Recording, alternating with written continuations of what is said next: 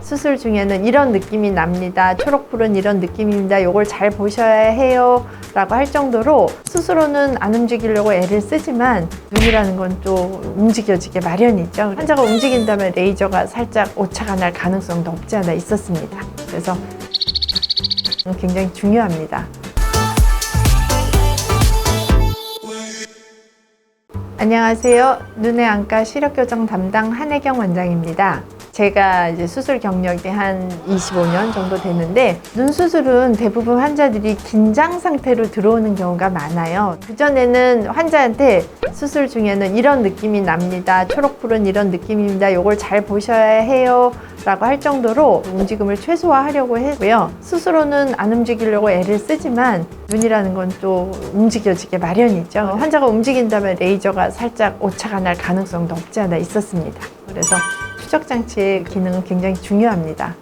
눈의 움직임은 회선이라 그래서 살짝 옆으로 이렇게 돌려주는 회전식의 움직임도 있을 수 있고요. 머리가 움직여지게 되면 위아래로도 움직일 수 있습니다. 그러니까 다양한 방향으로 움직임이 일어날 수 있기 때문에 이 다양한 방향을 여러 가지 차원에 의해서 움직임의 분석을 해서 정확하게 지점에 레이저가 조사될 수 있도록 하는 거고요.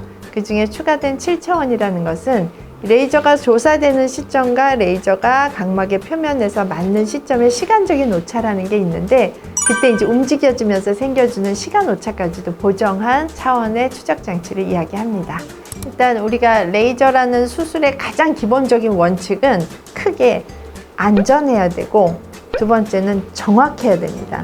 안전성은 이 환자가 수술하는 데 있어서 안전한지, 이 환자의 눈의 상태에서 라식이 좋을지, 라섹이 좋을지, 또는 안내렌즈 삽입술이 좋을지 이런 것을 결정해서 가장 안전한 방식의 수술을 고르는 것까지가 안전성의 가장 중요한 요소라고 봅니다. 그 다음에는 정확성인데 이 정확성의 문제에 있어서 추적 장치의 예민도는 상당히 중요한 결과의 차이를 만드는데요. 레이저의 조사 시간과 각막에 맞닿는 시간, 그 사이에 짧은 시간 동안에 눈의 움직임이 생기게 됐을 때에 아주 미세한 오차까지 보정하게 되면은 보다 정확한 수술값과 보다 정확하고 선명한 시력, 그 다음에 안정된 지속적인 결과를 유지하는 데 상당히 도움이 될 수 있습니다.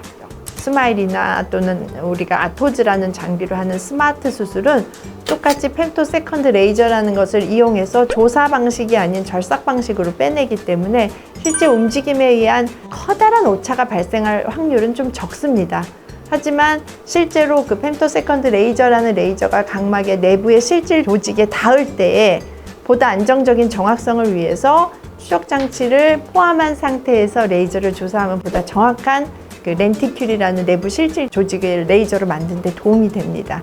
그래서 비주맥스라는 장비가 크게 결과적 오차가 크다기보다는 좀 더 정확한 값을 내는 데는 아토즈 스마트 라식이 좀 더 안전하고 정확하다고 보시면 좋을 것 같습니다. 자, 환자가 수술 중에 레이저가 정확하게 조사가 되어야 되는데 환자의 움직임이 생기게 되면 당연히 레이저가 빗맞아서 오차가 생길 확률이 있습니다. 실제로 그런 일은 많지 않지만 환자가 너무 긴장을 하게 되면 아주 심한 머리의 움직임, 심한 기침이 난다든가 재채기가 난다든지 아니면은 소위 말해서 공황장애처럼 나 지금 순간 도저히 못하겠어요 하는 그런 등의 그 추적 장치가 추적하지 못하는 범위 내에 심한 움직임이 있을 수 있습니다. 그러면 레이저는 자동으로 멈춰요.